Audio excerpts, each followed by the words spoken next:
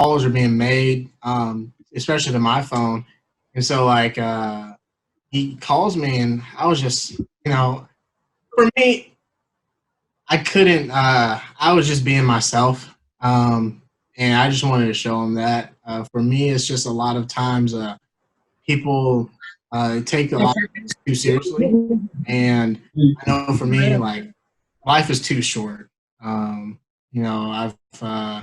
I've lost loved ones that like are the same age as me, so life is way too short to just be taking stuff so seriously. And I thought that was just a good part to just, give them a little, hey, this is what you're getting. Taylor, Scott Service talked about too the other day about the conversation you had with him, and said you thought that the Mariners were a really good fit with you. Could you just kind of expand on why you think the Mariners are a good fit, and maybe some of the relationships you have with guys that were already here? Yes, we're a young team. And I've played against the guys and played with some of the guys on the team in the farm and in the big leagues. And the energy, I think it matches well with me. I just feel that this is honestly a good opportunity for me just to get out there and just play, just be myself, not worrying about anything, but just going out there and just playing my game and contributing as much as possible I can. And he didn't tell you this, but he called me. I don't know if he told you this, but he calls me, and I answer, and I'm like, oh, wow, it's manager. I was like, cool. He's like, what are you doing? He caught me mid-war zone. I'm playing Call of Duty. And, I was already packed up. I had nothing really else to do. And he's like, hey, so what are you doing? I was like, I just paused my Call of Duty. And, he's just like, you're playing Call of Duty right now? You just got traded. And I was like, I don't know what else I'm supposed to be doing. I'm already packed up and everything. So, like I said, I'm just really just looking forward to playing my game, just being the best person I can on and off the field. And ultimately, just I think that for me is the biggest thing is coming here and winning. I want to win in Seattle. I don't want it to be a thing where it's just like, hey, we're coming in, just this, that, and the other. No, I wanted to be, hey, we're winning, and that's why I told those guys I want to win. That's all on my plate. Taylor, you mentioned this is your third organization and a little over a year. That would seem to be a little destabilizing for a lot of people. You seem to have handled it really well. Where is your head sort of at in terms of where you're at in your career? You're still a very young player, but based on where you've been and where you think you're going, where do you think you're at today? For me, it's always nice to be wanted. It's always nice to be wanted. And the fact that, they've taken a chance with me. And like I said earlier in this, I'm going to do everything I can to win. I'm not distraught. I'm not sad or anything like that. At the end of the day, I know it's a business, but, it's always nice to be wanted. It's always nice for somebody to have their eye on you, take a chance on you. And for me, it's going to pay off. And I'm really excited for the opportunity, especially with these guys within the organization, within the front office. I'm ecstatic. It's a very good city, a very good town, and a very good team to be on, and I'm very excited. Yeah, you're going to love it here. Hey, growing up in Georgia, you were a great two-sport star in baseball and football. 2,500 rushing yards, 38 touchdowns your senior year. Were you kind of salivating between baseball and football as a kid in high school because you had an offer, I believe, to go to Georgia Tech? Yeah, so I could have gone to Georgia Tech to play both, but for me, I don't know how that would have worked out. I did have plans to possibly do it, of course, but for me, it was I had a lot of fun with playing football. But for me, I think I told a lot of people this. I said I could go out here every single day and play baseball and love it and not complain and practice all day and love it. It's not the same with football. I dreaded practice. I did not like practice at all. And I don't think I would have been a very good football player if that would have continued. It just happened that at the time I wouldn't have said this when I was playing, but for football, I think I was just a little bit like better than those guys, and I just football, college, like I don't know if I would have like liked it as much. I probably would have. I don't know if I would stop, but I'll tell you one thing: when Friday nights came along, I was ready. I was pumped up. Friday, nothing really beats Friday nights for me. I still look at like highlights from high school players. Like I look at those things, college highlights. I'm always looking at those guys, especially like my friends that are in college right now playing college football. I'm looking at those guys. I'm like, yeah, I would love to like be out in the field, Saturdays, Friday nights, I would love that. And then I think like, at least there's just had like a two-a-day the day before. Like, forget that. I'm not doing that. Taylor, being from Georgia, how well do you know Kyle Lewis? It seems like you're kind of on a similar path almost. So first of all, I just want to say he's one of the best human beings of all time. He is unbelievable.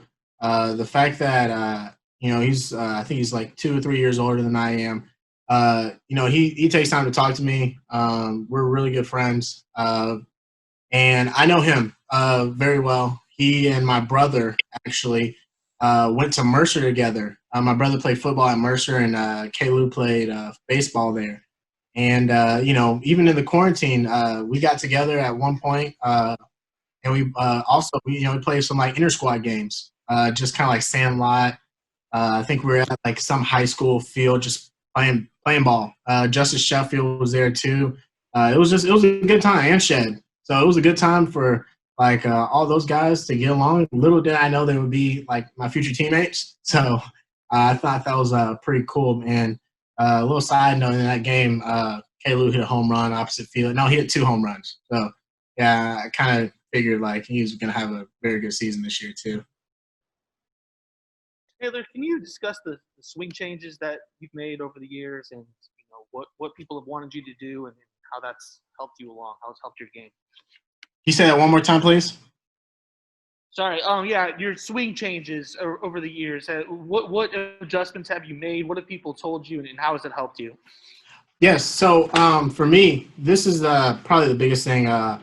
My hitting coach, Brian Washington. Number one, I have the most respect for him. He took time to even talk to me about my swing. He took time to be honest with me, and for me, it was a lot of hand movement. In my swing, like right now, is not too much hand movement. Making sure that I'm getting my body in the best position. I didn't realize that I didn't have that great of hips, and we're getting just maximizing my my potential with every swing. Whether it be just maximizing my power, swing, my swing, bat to ball contact. We're maximizing everything, and so. I don't know if you guys have had a chance to see me swing in the past month or so, but I feel this right now. I feel like my swing feels very good, and like one of the things that he told me, and it was one of the things that I felt like he was honest with me about Johnny Washington. He told me, I just said, be honest with me. What do you see with me? So you're a big dude that plays small, and that hit hard with me because. He was one of the first people to be honest with me about that. And so, I'm 6'2", 215 pounds. I need to be hitting the ball very hard and not just slapping it or anything like that. And so just being more aggressive in counts, hunting heaters, and just being, just hurting the ball. Not really hitting the ball far, hurting the ball every single time I get a chance to in the zone. And dominating that zone and not getting cheated. Hey, Taylor, where was your alternate training site? How many games were you able to play in over the last few weeks? Yeah, so we were at the University of San Diego, USD. So we stayed in downtown San Diego, and we were at USD. And we played probably I think we played pretty much every day, except with the exception of Sunday. And we played 5 innings every single day. I think we probably got about four-ish at bats every single day, and that was good for me because I got my ABs and got a chance to actually go out there and pretty much get my swings off. How hard has it been this year, though, not to have real games? Just to be, in this kind of limbo situation. Yeah. For me, I think for a lot of guys, it took some adjusting, but all in all, I think it is got to be comfortable with being uncomfortable in all things, and it's very tough at times to be a baseball player and not be able to play baseball for 3 months, not doing anything, not knowing when the next time you're going to be playing an actual game, and it was it took some getting used to, but I think for everybody, this is how we say the new norm. So at first, I would say it took some getting used to, but I've adjusted pretty well to it, and it's what we got to do to keep everybody safe, and just how we're gonna help this thing to die down, so that hopefully next year we got a chance to play in front of the fans, 20,000 fans, 30,000 fans, however many that we get to do. So whether it be wearing masks, nobody's in here, so I don't have my mask on, but whether it be wearing masks, hand sanitizer every single time you talk to somebody, staying away from people as much as possible, it's what we got to do. So to answer your question, it's been tough, but it's also been a learning experience, and has helped it's helped myself and a lot of other people grow.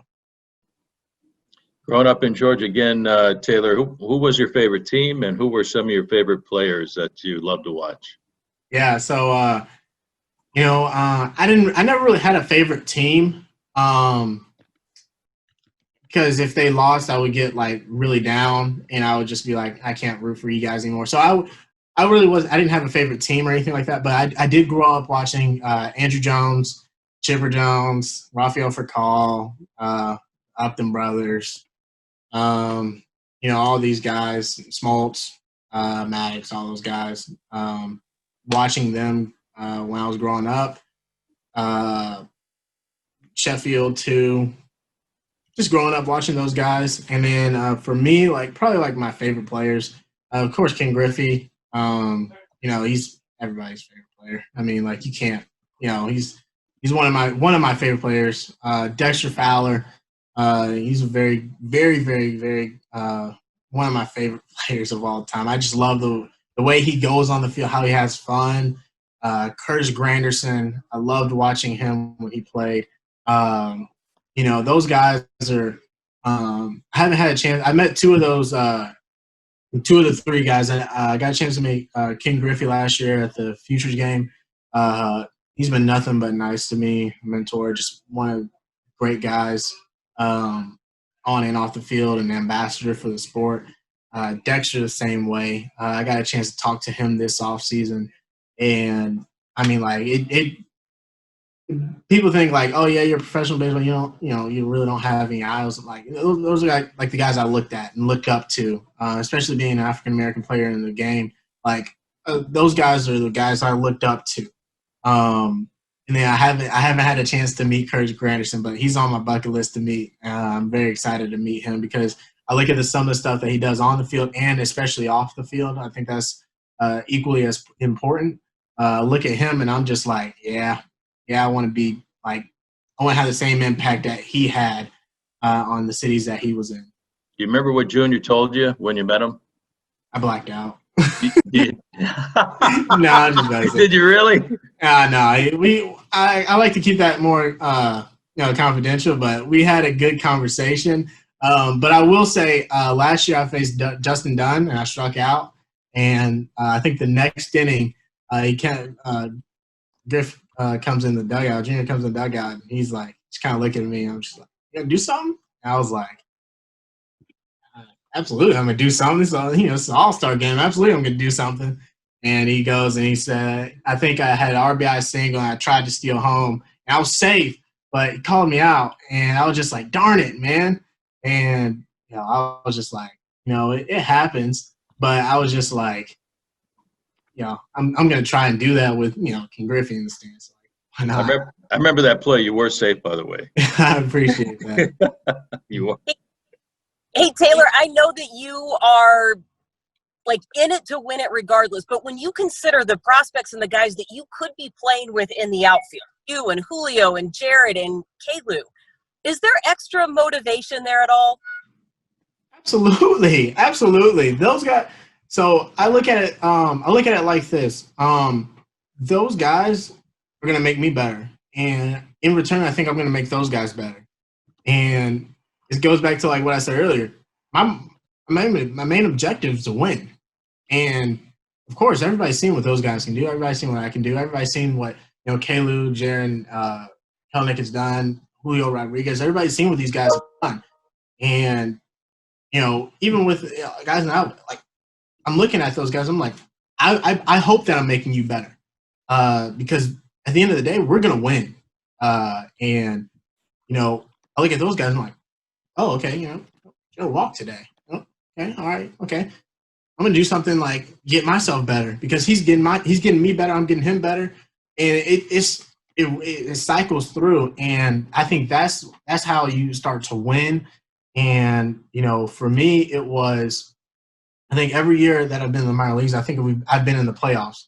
And it seems like that's the same constant with everything with these winning teams. It's like guys want other guys to get better along with them. It's not a selfish act. It's not like, oh, why did this dude do this? Why can't he be there? Or why is he getting special? No, it's like, hey, look, I need you to be by me. I need you if like I miss a ball, I need you to come and pat me on the back because that's exactly what I'm going to do to you.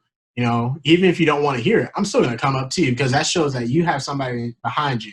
So absolutely, it gives me extra motivation because I want to be up there. I want to win. I want to be able to, go out there and have fun with those guys and, look at my grandkids one day and say like, hey, yeah, we got this, championship. I got this ring like, 50 something years ago, That's what I want to do. Hey, Taylor, speaking of winning, you had a huge grand slam in the AA championship game, and played pretty well throughout the playoffs. What was that like? I know it's not at the big league level, but it was still an important game. Can you tell me what that was like, and how you think that might help? Moments like that might help you down the road. Absolutely. Those are moments that build you up. If I would have struck out that time, it would have made me better. I ended up hitting a grand slam. It made me better as a player. It was funny because I was very upset at the call before, and I thought I was going to get thrown out, but I didn't say anything bad to the guy. I didn't swear at him or anything like that. But those moments they build you up for those times. Anything that you really do in like out here builds you up for those moments. You hear people talk about it. It's like it's not just the playoffs that build you. It's the being able to get the guy in from third with less than 2 outs in a game 50, and you guys are up 2-1 or something like that. It's little things like that build you up for those moments that when the lights are flashing, the cameras are on, and everybody around the world is looking at you, it's those moments that are going to build you up for those moments. And so it's pretty much taking every situation and putting yourself in those like type of shoes.